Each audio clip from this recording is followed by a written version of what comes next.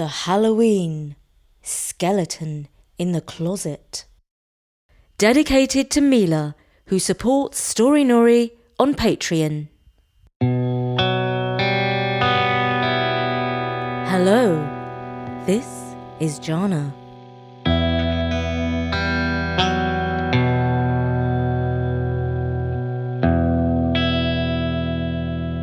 And I'm back with a new episode from our series about the haunted Dutch hotel.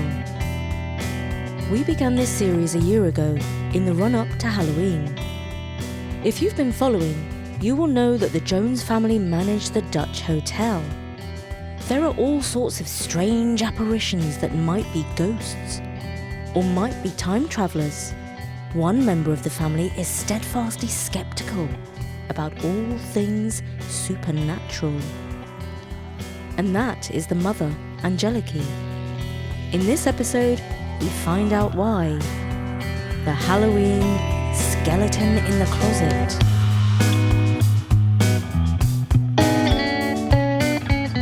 It was October, and of course the main event in the Dutch hotel's calendar was Halloween.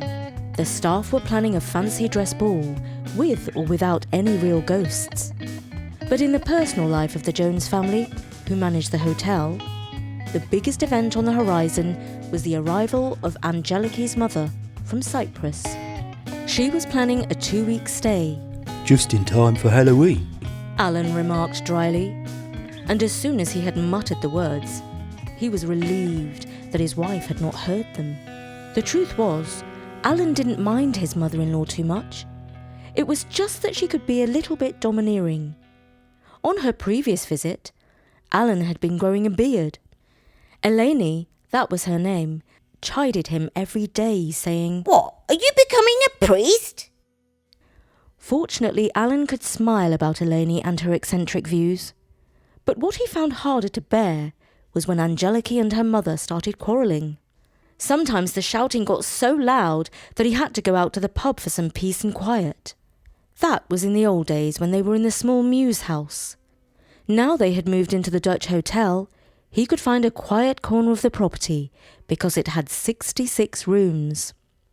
When Eleni arrived at Heathrow Airport, Alan was there to collect her. He was pleasantly surprised with her warm greeting and her maternal kisses on either cheek, followed by a hearty slap on the back. For a moment, he hoped that his mother-in-law was a reformed woman. But then she prodded him in the stomach and remarked, "Leaky's been feeding you well, I see. Look at that tummy. And I thank the Lord that you finally took my advice and cut off that dreadful beard." That didn't last long. He took her bags, which were extra heavy, and led the way to the Rolls-Royce in the car park. "Alan, when are you going to get rid of that old car?" she asked. But he pretended not to notice. Once he was in the driving seat, he reached for his AirPod phones and plugged them into each ear. He selected his favourite 1970s playlist and drove blissfully. At least Eleni was suitably impressed when they arrived at the Dutch hotel. She didn't say so, but Alan could tell by the way she was looking around the fluted columns, marble floors, and works of art. Angeleki met her mother with hugs and kisses before showing her to her suite of rooms, which was bigger than a whole floor of the mews house. "What's this? It's a bath or a swimming pool?" she asked. "You want me to drown in it?" The kids were slightly afraid of their Nana because she was always telling them off. But they also liked the fact that she gave them gifts of money when she arrived, even if the notes were in euros. Not only that, but she always bought boxes of Turkish delight, only the kids were ticked off for calling them Turkish, because Nana was very patriotic about them being made in the Greek part of Cyprus. Even before she had any time to rest, Eleni wanted to cook supper. The family had a kitchen in their apartment, but they usually ordered food from the hotel. After all, the chef was one of the best in London, with a Michelin star, and anything they ordered was free, because they managed the hotel. Eleni couldn't resist scolding Alan, saying that he should not feed his family on takeaway food. too much salt and preservatives, you know," she chided. "No wonder you are getting so chubby." And so she sent Alan out to buy the ingredients for Greek salad and moussaka. She supplied the olive oil herself. Now Alan understood why her luggage was so heavy. She had brought 4 large canisters of extra virgin olive oil. Soon she was busy at the stove. Even Alan, who considered himself to be a dab hand at cooking, could not deny Eleni's food was excellent. While they were enjoying their delicious meal, Yogi asked, "Nana, what are you doing for Halloween?" "I have no plans, dear," she said. "I just wondered because Dad said you got here just in time for Halloween," said Yogi. Angeleki gave her husband a fierce glare across the table, and he quickly averted his eyes. Eleni went about explaining that it hadn't been Halloween that had brought her to London in October. In the years when she had lived in North London, bringing up the family, autumn had always been her favourite season, because the trees turned a beautiful shade of gold. "Nana, you've come to the right place at the right time because our hotel's haunted. And Halloween is going to be extra spooky," added Yogi excitedly. "Haunted, you say? You sound just like your mother. She's extra superstitious, you know." "No, I'm not," protested Angeleki. "I don't believe in any of that nonsense. And I'm fed up telling the kids not to believe in ghosts." "Is that right, Leaky? You different now?" Eleni asked, looking her daughter in the eye. She then recounted how terrified of ghosts her daughter used to be, and how she would scream at the top of her lungs after a bad nightmare. "Have you forgotten rushing into our room in the middle of the night crying about ghosts creeping about your room? I had to beg the priest to come, but that made you even more crazy." "Mama, that's not true. Please stop telling stories," exclaimed Angeleki, who was now very agitated. But her mother seemed oblivious to her daughter's frowning face. She just went on. "Oh, the stories I could tell the kids about when you were little. Remember the fortune teller?" "Oh, please don't," begged Angeleki, now with her head in her hands. Eleni turned to the kids and began disclosing their mother's secrets. When she was about 12 years old, living in Finchley, her best friend was a neighbour whose name was Eliza, a very strange girl. "No, Mama, please stop." But Eleni took no notice. "Eliza called herself a goth. Her long pitch-black hair went all the way down to her waist." "It wasn't that long, Ma." "It grew until it reached below her knees, you know. Her face was as white as my wedding dress," she continued, and told them how easily Eliza could have passed as a ghost. Eliza, she said, had been a very bad influence on Angeleki because she believed superstitious nonsense. And one particular Halloween, she dragged her to see a fortune teller at the fairground. It was after that the worst nightmares began. "There was no sleep in our house until Christmas, I tell you." "Enough!" screeched Angeleki, standing up and banging the table. "I said stop it, Mama. You exaggerate everything 1,000 times over. I had the occasional nightmare, that's all. It's a perfectly normal thing to happen while you're growing up." "Okay, if you say so, dear," sighed her mother, who held her peace for the rest of the supper. But of course the kids were very intrigued about everything that had been said and wanted to know the rest of the story. It might explain why their mother was so against superstition and believing in ghosts, even when they were living in a hotel with actual apparitions that appeared all the time. The next day, Yogi begged his Nana to tell the rest of the story about their mother and the fortune teller, but she was no longer in a talkative mood. You'll have to ask her yourself about the skeleton in her closet, she said. She has made me take an oath of secrecy. You mean Mum has got an actual skeleton? Eleni shook her head and refused to say anything more on the subject. Later that day, his sister Nafsi got Yogi up to speed, explaining that the skeleton in the closet was just a figure of speech. Yogi knew that if he asked his mother any uncomfortable questions, she would respond by yelling at him to do his homework or tidy his room. So he did not bother trying. But his sister Nafsi was more subtle. When she was alone with her mother in the living room, she said, "Mum, I sometimes have nightmares. They are really scary. How did you get over yours?" "Well, by using healthy thinking and good psychology," said her mother. "What do you mean by that? Can you explain?" Nafsi asked craftily. "Okay, well, this is what really happened to me when I was young," said her mother. "Yep, it's true that my friend Eliza introduced me to a fortune teller. But it wasn't at a fairground. We visited her flat, which was above a shop on the high street. That was my first mistake. I should never have agreed to go there without telling my parents. Anyway, she dealt us tarot cards, which are used for fortune telling." "Oh, she didn't deal you the death card, did she?" asked Nafsi, who thought she could see where the story was heading. "No, in a way it was worse.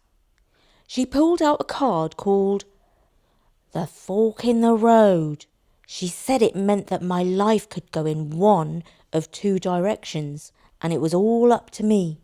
If I could dream positive dreams, they would all come true. But if I had bad dreams, they would also come true. And here's the really heavy part. Not just for me, but for all of the world." "How could that be?" Nafsi was intrigued. "Well, she said we each live in our own dimension, and our thoughts come true at a particular stage in our life. The fork in the road card meant that I was at the special stage where my dreams would determine all the world's destiny." "Wow, that's insane!" I knew it was crazy, but I couldn't get the idea out of my head. And Eliza made it worse.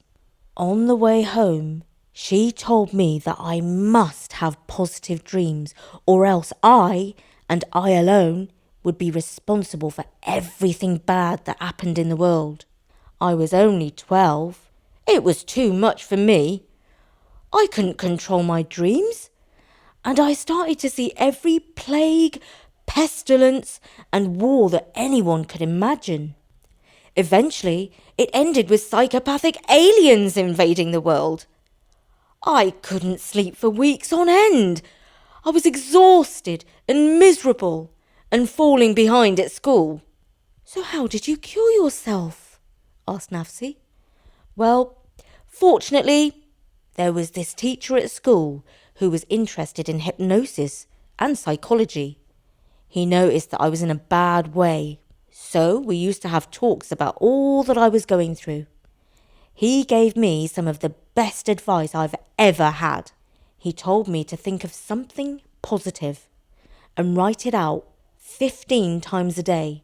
That way, it would come true." "But isn't that a sort of magic?" "You might think so, but he said not. He said my subconscious would start to notice opportunities, and I would release positive energy from my brain. I would see the world in a better light and make good luck for myself." "And did it work?" asked Nafsi. "Oh, yes. The most remarkable things started to happen to me. I wrote down every day that there will be peace in the world. And you know what happened? When Mr. Reagan was president of the United States, he met Mr. Gorbachev, who was president of the Soviet Union, and they agreed to be friends and not bomb each other."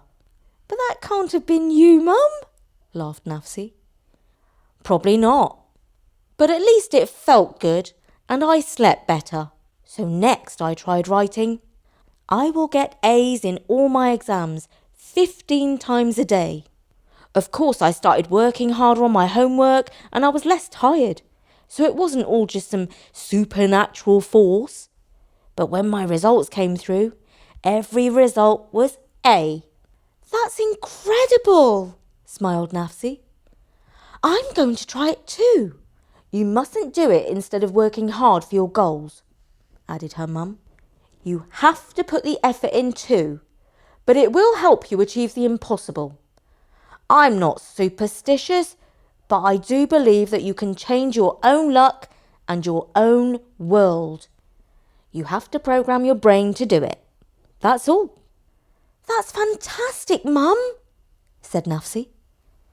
And she began to think about all the things she would like to achieve. Her important exams were not due for another 2 years, so she wanted to think of something else. I know, she thought. I want to pass my grade 8 at piano. As she was still struggling with grade 2, this was a suitably ambitious test for writing out an affirmation 15 times a day. And when she told Yogi, he was excited too. What do you want to achieve? Asked his sister. Oh, that's easy. We're going to have the best Halloween ever. But it's only in 2 days' time. Well, if Mum's magic spell doesn't work fast, it's probably not going to work at all, he declared. It isn't magic. It's good mental health, insisted Nafsi. Oh, whatever. Yogi diligently wrote out, We're going to have the best Halloween ever at the Dutch Hotel. 15 times. And his labours paid off.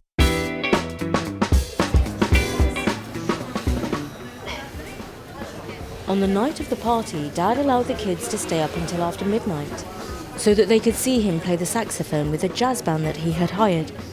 He was dressed in a black boiler suit with a luminous skeleton painted on it.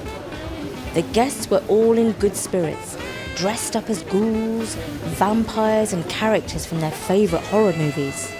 The kids were hoping to see some of their ghostly friends, and they were not disappointed.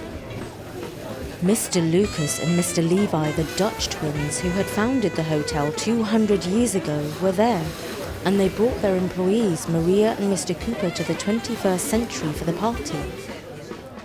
But the strangest thing happened when Yogi ran over to say, Trick or treat!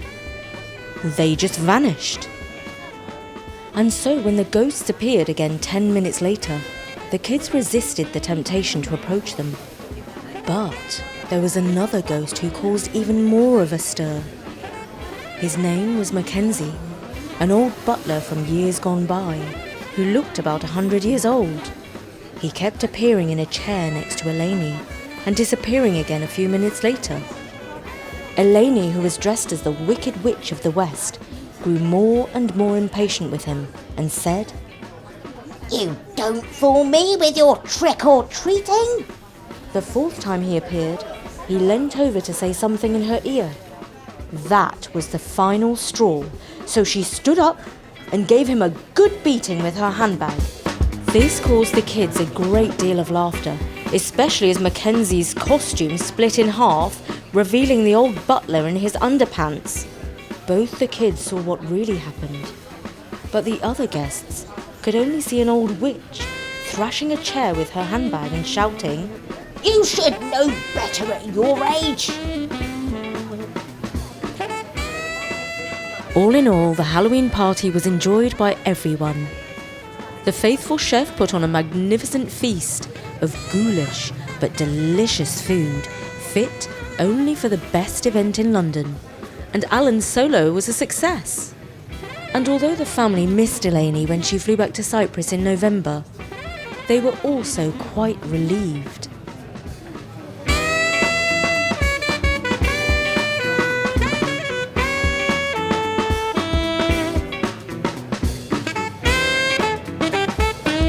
And I'm delighted to dedicate this Halloween episode of the Dutch Hotel to Mila, whose family kindly supports Story Nori on Patreon.